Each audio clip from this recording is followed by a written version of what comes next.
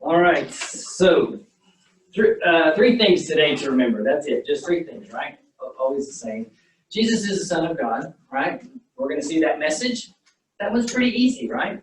The second one that we're going to talk about, and I want you to think about, when you go home, somebody asks you, what was the lesson today? It's going to be Jesus is the Son of God. How do I share Jesus?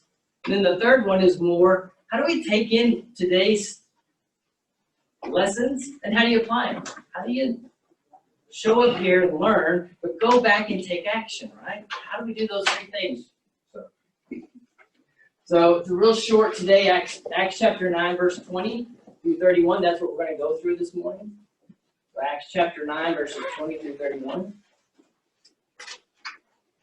And this is in the ESV. We got the little bitty tiny font today, so I'm super excited about that. I forgot to blow up my font too on my paper. So. Acts chapter 9, verses 19, the little bitty b, verse through 30 in the ESV. Does anybody want to read that?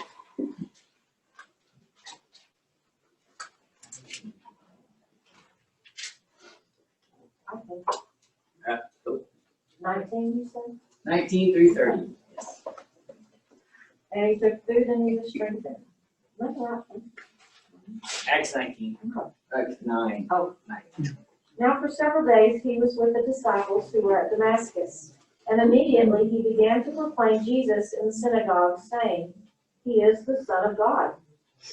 All those hearing him continued to be amazed and were saying, Is this not he who in Jerusalem destroyed those who called on his name, and who had come here for the purpose of bringing them down before the chief priests? But Saul kept increasing in strength and confounding the Jews who lived at Damascus by proving that this Jesus is the Christ. When many days had elapsed, the Jews plotted together to do away with him. But their plot became known to Saul. They were also watching the gates day and night so they might put him to death. But his disciples took him by night and let him down through an opening in the wall, lowering him in a large basket. When he came to Jerusalem, he was trying to associate with the disciples, but they were all afraid of him, not believing that he was a disciple. But Barnabas took hold of him and brought him to the apostles and described to them how he had seen the Lord on the road and that he had talked to him, and how at Damascus he had spoken out boldly in the name of Jesus. And he was with them, moving about freely in Jerusalem, speaking out boldly in the name of the Lord. And he was talking and arguing with the Hellenistic Jews, but they were attempting to put him to death. But when the brethren learned of it, they brought him down to Caesarea and sent him away to Tarsus. Thank you. All right, so when you read through that, it's kind of a short passage compared to last week, right? A lot of detail last week. This is a short one. What's the time period that you think this is happening? A couple of days? A couple of weeks? Just on the surface, what does it look like, right? To me, it looked like a couple of days. This is actually a couple of years. So this is years and years and years. So just want to get that out. So all these things we're talking about are this timeline for Paul. It's a couple of years that are happening. So just make sure we get that part there. So in verse 20, so we'll go back, and immediately Paul wasted no time in going to where? Where did he go right when he got there? The synagogue, right? Who else went to the synagogue? When they were teaching, when he was before Paul. It would be Jesus. This is where Jesus went. And there's 12 times in Acts where Luke's going to talk about that, where Jesus goes right to the synagogue. Same with Paul. He gets right. He walks into the city and he's like, where's the synagogue? I got to get there. I got to start telling everybody about Jesus. Jesus is the Son of God. Paul wastes no time in that, right? The other important thing here to note is that Paul was not taught the gospel. He received a complete, in today's terms, instant download of the gospel from.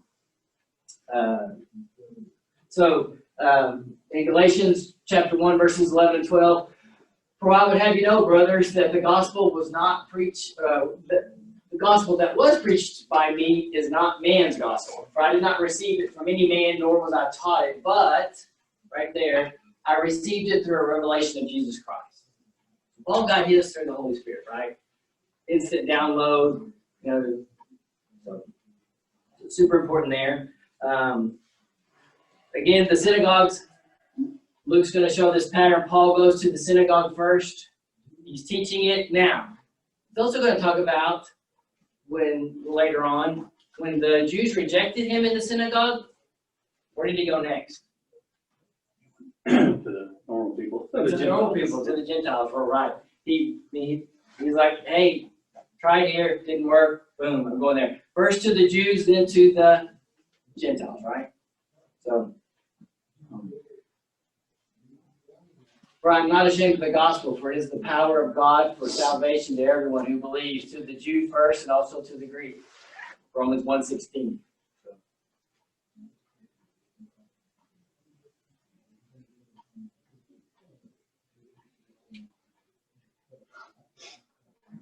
So, Paul's message from the very beginning was Jesus is the Son of God.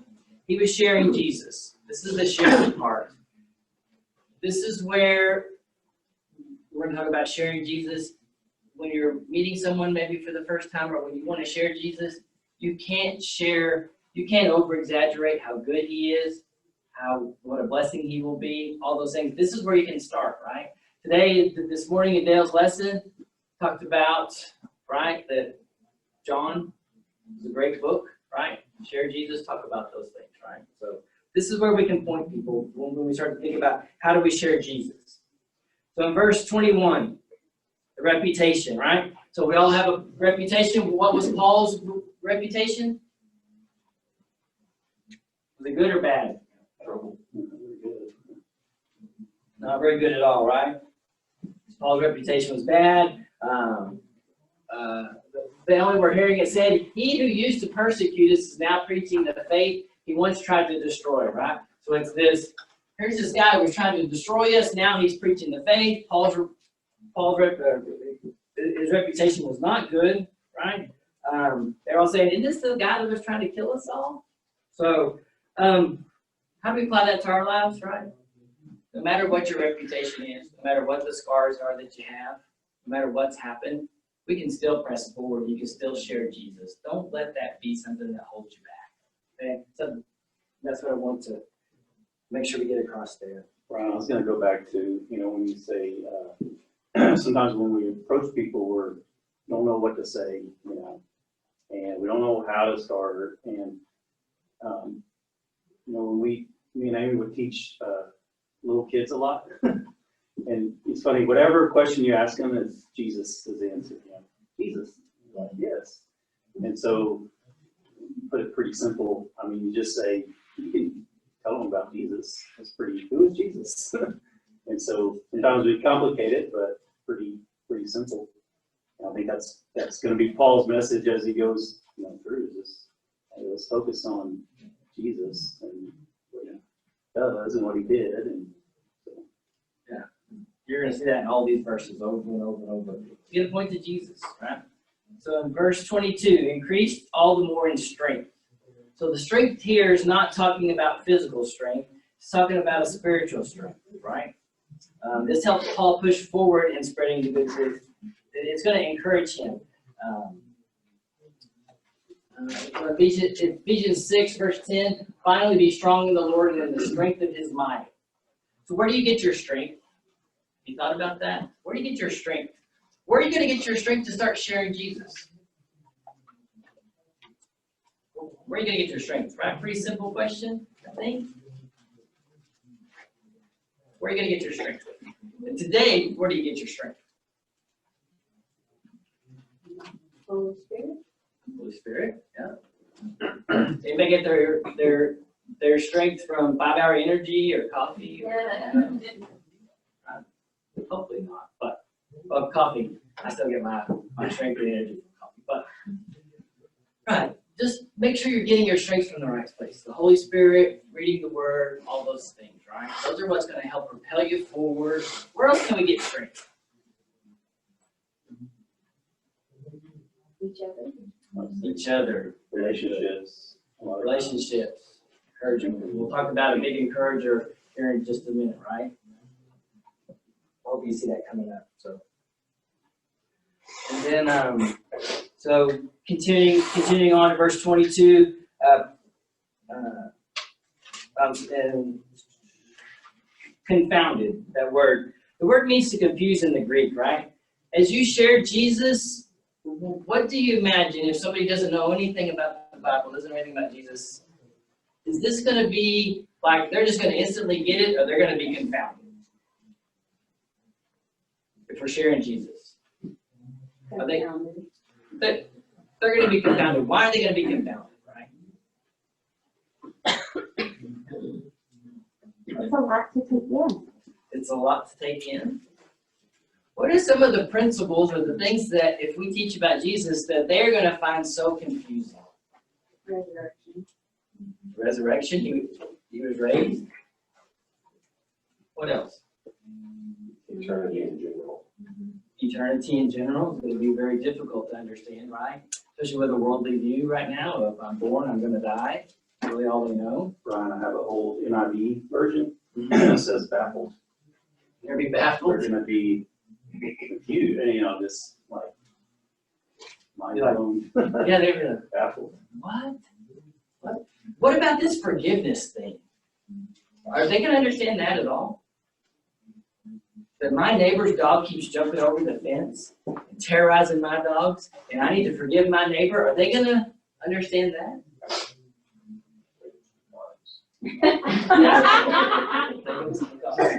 He's still working on that one. I'm still working on that. Thanks for taking Maria's place today. I'm not only going to forgive them, I'm going to probably do something even nicer to them. Are they going to comprehend this? Probably not. This is just going to what? Blow their mind right. So, anything else they're just think if they see that in you, right? I mean, it's one thing to tell them, if they see that in you, okay, this is weird. Why are you acting this way? why do you bring me pecans? That's That have crazy. love baked into every single one. What's up with that? You have to break through preconceived notions as well. Yeah. And this is not going to be an instant download one visit, right? This is going to be time and right actions, all these nice things we're doing. It's a pretty good litmus test, if basically do you look crazy? You know what I'm saying? You know, here Paul was persecuted and then all of a sudden he does a 180 and he's preaching. He had to look crazy. The question is do we look crazy to the people around? A good point. Yeah. How do we look? How are we communicating? How are we talking? How are we acting, right? Are we doing one thing and then we turn around and do something different? Right? How do we look? How do we share? I was going to talk, you said earlier about the reputation of Paul. It's like, once you do one thing, it sticks with you, no matter good or bad, So I like to flip that around. You always have a good reputation. People are going to remember that, not what you say, but what you do, what others say about you. Yeah. What's your reputation? What's said about you when you're not around? Unfortunately, us having girls, it's especially high school girls, your reputation is so important. And so many times they can do one thing and everybody thinks one, it's just like, how do you put it? It's so easily, your reputation is so easily altered, seems like today. Yeah. People so easily believe half truths. If half the truth is in there and half of it's not. They so easily believe that anymore these days. And yeah, reputation is hard. It takes a long time to build it, and it takes a fraction of a moment to break it and change it. Just continuing on in that verse, proving Jesus was the Christ. The Jews were so bound by their expectation of what the Messiah was supposed to be like, right? That it was very difficult for them to understand that. It's just they also had this corrupt sense of fairness, right? So it's going to take time to unteach these philosophies. We talked about that, and to teach them different, right? So going on into verse 24, day and night, there's this relentless pursuit of Paul, right, that the Jews had. They were waiting by the gate day and night. They were just sitting there waiting to find him, get him, and just, take care of business, right? They were doing that. Paul had this same type of passion, correct? Remember from the beginning when we talked about that? Paul's passion to persecute those who were following the way was strong. Then he took that passion and he turned it to the other way. Turned it to do what? Preaching for Jesus, right? He took that passion that way. So Jesus asks the same thing of us, right? Similarly, teach it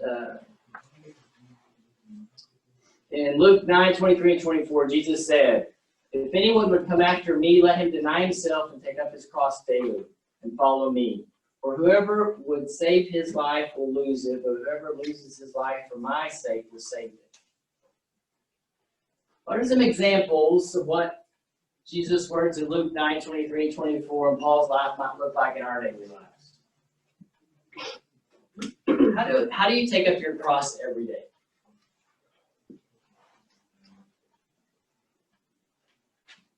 How do you take up your cross every day? Try to take your own selfish pride, which is unbelievable at times. But you try to take that out of the picture, you die to yourselves.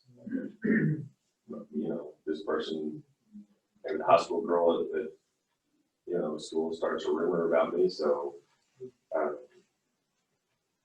forgive her instead of giving back and starting about her, or there's so many ways that we have to take ourselves out of the picture that we don't typically do. Somebody believes different than me politically, so I can't be their friend, hammer them, or I still can be their friend and disagree. So get rid of my pride every single week or every single day? Or every single month? Is it just monthly? Every 7 years. Every 7 years, I would forgive. Yeah, so 6 years I can just be selfish as I want, I can do all these things, but that 7th year. I don't know about y'all, for y'all, but it's daily for me. It is a struggle, and I know, I struggle with that. I struggle with the struggle, right? Every single day I gotta wake up and I gotta get rid of that, right? I gotta ignore comments I see or whatever those are. How else do you take up your cross every day for Jesus? It's a mindset, a reminder each day to start the day that way of in the right mind frame of leaning on Him and being prepared and letting it guide your decisions for the day or your attitude for the day. And it's not, of course, not something I do all the time. I wish I did every day, but I think it's the point of it too is to help set the tone for the day, so that you're looking for opportunities or being prepared to, from a mood standpoint, to be able to react or respond in certain ways to different things that come at you throughout the day. Not be caught off guard or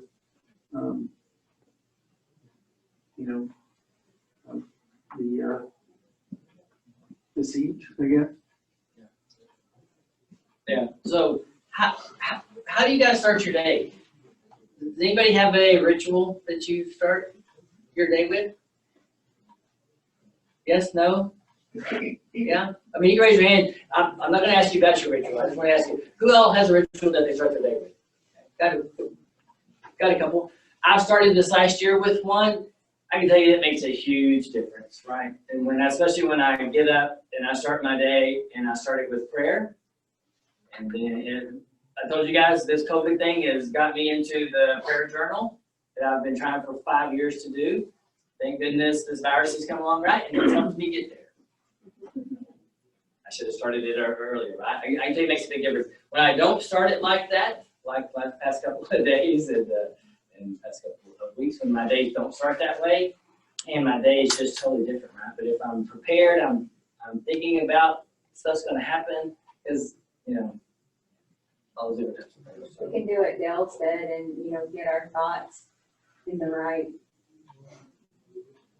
frame of mind. And it reminds me of Corinthians where it says, take each thought captive and make it obedient to Christ. And just start your thoughts on the right track. Certainly, I may expect tough things to happen during the day. Where are you gonna get your strength? All those things, right? So the memory verse this week, or it's every week, right? It's the same one. So all who desire to live a godly life in Christ Jesus will be persecuted, right? Does that say we might be persecuted? No, it says what? We will be. So it's already told us what's going to happen, right? It's going to come. Just be ready for it. Have you ever been persecuted? If not, why not? Have you ever been persecuted? Who's been persecuted? Anybody go? One, only one person, two, couple. Anybody else? Defines that persecution. Well, yeah, so what is persecution? Maybe some mean girls talking bad about me? I think it's daily, but I think we've gotten accustomed to it, so we don't recognize it as much. It happens to us, so we don't even recognize it, right?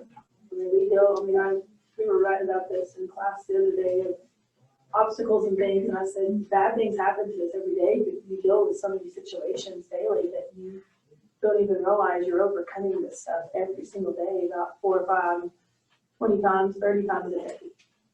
And I think we don't recognize it as persecution, or that it could be that. It's just, what else could go wrong today? We tend to think persecution is prison or authorities get you or whatnot. You remember back when Shauna Turner came to speak probably a couple of years back. She was talking about the Hmong people that she worked with, and if they converted to Christianity, their family wouldn't speak with them. It had nothing to do with it. That's a form of persecution. You don't even think of those terms. I think this is one of the biggest challenges to our faith today is that we can become complacent because we don't face persecution on the level. Our faith maybe sometimes is tested enough. Yeah. How many of you have been rejected for sharing the gospel with someone? That question hit home when Sean asked me that question. How much am I in conflict with the world? I don't like conflict, Sean. What are you talking about? I need to be in more conflict with the world. I need to be sharing Jesus. And if I'm batting 1,000% or 100% or whatever it is, sharing Jesus and not being rejected, then I'm really not doing what I need to be doing. That one hit home with me. So that'll be the same question I asked to you, right? If you haven't been rejected when you're sharing Jesus, you're not in conflict with the world. We need to, and we're not saying go pick a fight, right? We're not saying go out there and just, come on, let's go. We're talking about just sharing Jesus, right? And then if you get rejected, that's going to be part of it, right? That's a little bit, that's part of the persecution that's going to happen. The more we're doing that, there's always going to be that one person, right? That one that you're going to share with, because you may get a lot, so it's tough. It's tough for somebody like me, right? I don't like rejection. I don't like conflict. It's just not my nature. But when I'm in conflict with the world, this is going to happen. But if I learn to expect it, and then also I'm going to go through those stages, and I'll get used to it. If you're around people if you're only around people that believe exactly the way you believe, I don't think that you get challenged as much, if you will. I don't know. And Loic's a lot like that. I mean, you're working working for companies here, depends on the company, but a lot of companies here have no problems with you having, Bible studies at work or any of those types of things. I work now for a company that's global, and most of my people are not from Texas. You know what I mean? And there's, and there's times when I get some backlash for it or whatever, but, if I say I'm praying for you, they don't always appreciate that. And, they send me good vibes lots of times, but nobody prays for me. I'm the only Christian at my place right now. In fact, my direct coworker who lives in Lubbock is an atheist. And so it's very different conversations. But it's also helped me, I guess, be more aware of what, how much of the world's hurt, just is separate, and how really we are. We're not just like everybody else. We're very different. And here, and I know, we have friends and things that don't go to church all the time and do different things, but we still have lots of things. We're not so different. Does that make sense? Yeah. And just being where I'm at now, just really helped me realize too more how far different we are. Think and approach life. Yeah, it's our little bubble in Lubbock is, it's very different outside of this. Yeah, I'm like, you guys know, I work for a giant company across the United States and across the world now too. And yeah, I run into things I've never had. In the last 3 years, I've run into things I've never seen, and it's very different, right? So moving on into verse 27. Barnabas. Barnabas first comes to us back in Acts 4, 36 and 37. So just going back to who is this guy, right? Thus Joseph was his name, who was also called by the apostle Barnabas, which means son of encouragement, a Levite, a native of Cyprus, sold a field that belonged to him and brought the money and laid it at the apostles' feet. So this is our introduction to Barnabas. Barnabas is known as the what? Son of encouragement, right? Barnabas plays a vital role in the spread of the church. Barnabas, and I didn't know this, he's going to move from the son of encouragement to later on to the son of consolation through his being a mediator for Paul. He's got to mediate for Paul, right? Why does he got to mediate for Paul? Anybody know? Is Paul so soft-spoken? They didn't trust him? Why else? Because he's soft-spoken? Paul's not soft-spoken, right? So, what principles can we learn from the life of Barnabas, right? Barnabas is this encourager. What's the principles that we can learn and start in our life, right? I'm not like Paul, I'm not outspoken, but I can do what? Encourage others, right?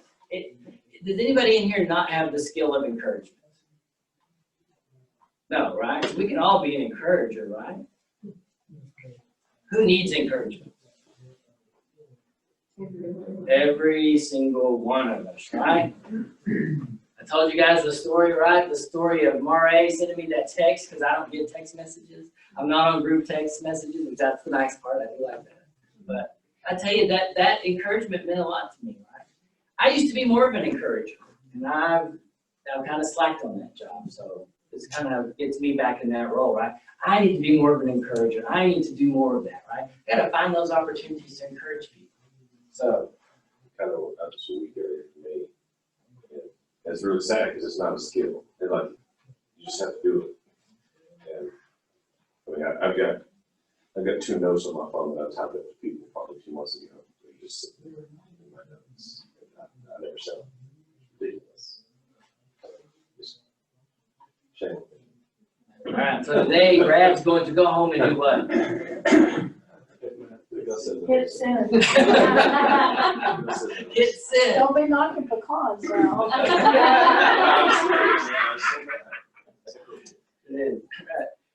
Of all the things you can do, this list we've talked about what you're going to take action with this week, which one is the easiest?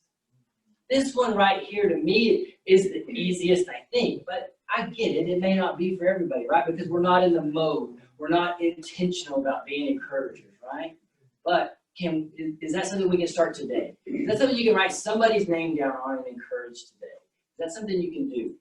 Do something today with these application things for your life. Do something, encourage somebody, encourage someone. Right, at my parents' church, they have groups, they call them Barnabas groups. So they get together, and that's their sole purpose, encourage people. Encourage people. Invite people, hey, come to Barnabas group. Come to the Barnabas group. That was pretty neat. I like that. We have these encouragement cards back at the pew. How easy is it? If you've ever gotten one of those, man, it really feels good. It is. Yeah, because how often do you get a handwritten note in the mail anymore these days? When's the last time you received a handwritten note? Anybody? Brad's got one? The first letter I probably received in 15 years. I mean, 15 years, yeah. Back in May or April. We've got a ton this summer. Oh, a little yay. different, but, Yeah. yeah, man, it's amazing to get those. It really is. In today's electronic age, handwritten note is amazing. I keep a folder at work of all the handwritten notes I've received, right? And when I first started to work many years ago, I won't say how many, but I used to get a lot more. Now I don't, I can't say that I've done a good job of writing those. As soon as I get back to work and with my group, I'm gonna start writing more of those, right? I'd encourage you to write a handwritten note.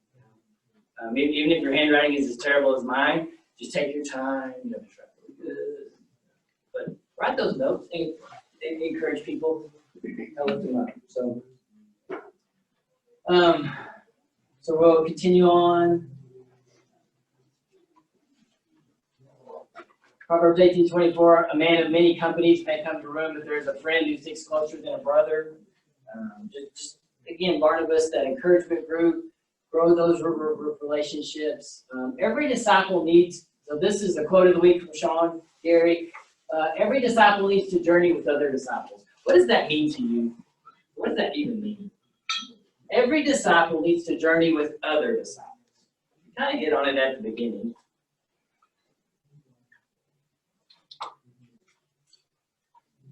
I think bottom line, we need each other. We need each other. Whether it's encouragement, it's having our backs, mediating for us sometimes when we need it, in its own sorts. Yeah. And just knowing we're not in it alone. How many in here are mentoring someone? Okay. Good question. Yeah. Do they know I'm mentoring them? Maybe. You count kids? Kids? Yeah. I mean, I would count your own kids. How many are mentoring someone outside of your family, right? How many of you are being mentored by someone? 1, 2. We've got 2, right? 3. Okay. School system. Okay. Yeah. I like that. What the school system does. I can tell you, we've struggled at my company with mentoring someone, and I've struggled finding mentors, someone to guide me. It's been difficult, because at least in the business and leadership world, we're all busy. We're all so busy, right?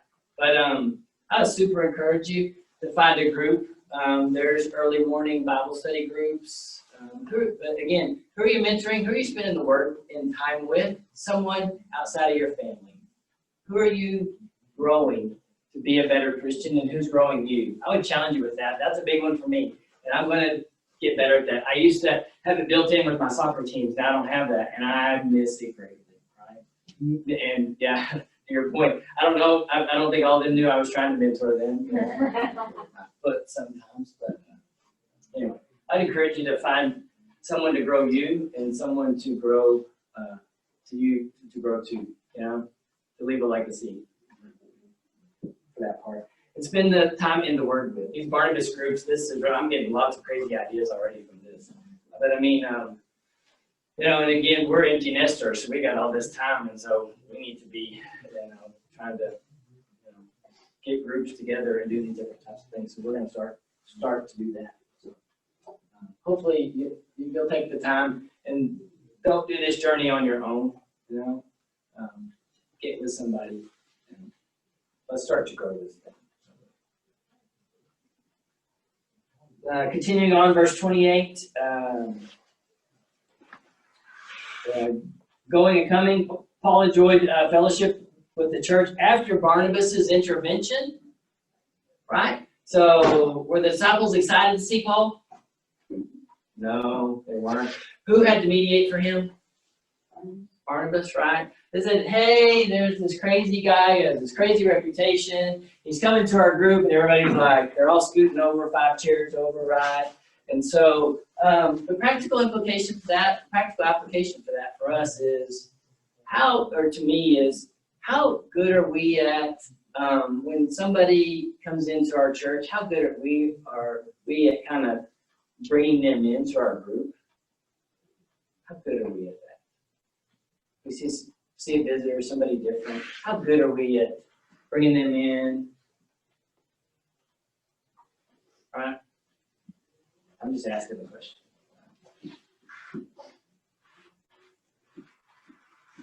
And Barnabas was also not just I mean, I hear you say mediator, but I think of it kind of as vouching for him, you know, because of what his background was, right? It was they didn't trust him, not just because he was an outsider. They didn't trust him because of his past. And so they didn't know, you know, was he a mole? Was he trying to, you know, trying to figure out who he was going to kill next? I mean, there was lots of anxiety over it, I imagine. Well, yeah, and I'm sure it was more than him just going, hey, this is Paul. The new guy brought in, yeah. Yeah, he's a good guy. Yeah. You know. Paul, Barnabas has got a skill set, right? That he's good about that. He's good, you know, he's got goodwill built up. It's all those types of things. So he could vouch for him and say, hey, you know what, this guy's been sent to us. He's good, he's straight. He's one of us now. So the same with that as an encouragement, you know, we talk about having disciples, journey with disciples, you need people that can vouch for you, you know? You need people that can Vouch for you, encourage you. Because I'm sure Paul was like, hey, I'm coming into this group, I'm one of you guys, and everybody's like, get away. And so Paul needs the group. We'll talk about that. So in verse, so he gets to know him, verse 29, Paul disputed against the Hellenists. Again, people seeking to kill Paul. Verse 30, Luke notes that Paul has been welcome and now he's protected by the church.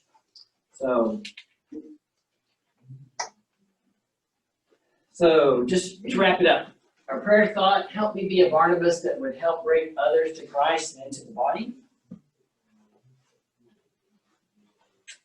And your challenge for the week, who do I need to share Jesus with this week? Who do I need to share Jesus with this week? And I'll challenge you with what excuses you need to prepare yourself, because what's going to happen, right? We're going to start thinking of all kinds of excuses, right? I'm going to write down this person's name, and then what's going to pop up? Oh, I don't know about that person. I'll scratch that name. I'll write down somebody else's name. So, who do you need to share Jesus with this week? Think for just a second. So 3 things we talked about today were what? What was the first one? Jesus is the Son of God. Very good. No trick questions for me, because I that one. The second one was what? How am I going to share Jesus this week? And the third one was, what's one thing I can apply in my life this week? Take some action, right? Not just show up and do all these things, right? So, Jesus is the Son of God. And this last one, who do I need to share Jesus with this week? And what are you going to apply this week? Brad's going to do what? He's going to hit send on his 2 messages and encourage, right? Anybody else? If you remember, what's the best way to get your goals accomplished? Write them down will get you how far? If you write a goal down, it's only going to get you there for 25% of the time. And then if you tell someone, it does what? It moves it up to 50%, right? But if I announce it out to a group and get an accountability partner, what's my chances? You may remember. They're way over here, 80 to 90%. So write it down, tell somebody, get an accountability partner. So pretty much everybody in here, we've got a built-in accountability partner, right next to us, that can elbow us. Anybody want to announce what they're going to try to do this week? I'm gonna actually get up when my alarm goes off and, do my Bible study. Do your Bible Because study. I've been hitting my snooze button over and over. Anybody else? I know this is really different from Bible class. I'm asking you to come outside of your comfort zone. Big time. Anybody else? So Brad, go ahead and say. All right, well, have a good week. I sure would love to hear your stories next, but I won't be here. So you can put them in the little text group of the things you're doing. I'll try to post a message in there for everybody. So but have a good week. Have a good week encouraging people and share Jesus with somebody this week. Thanks, guys.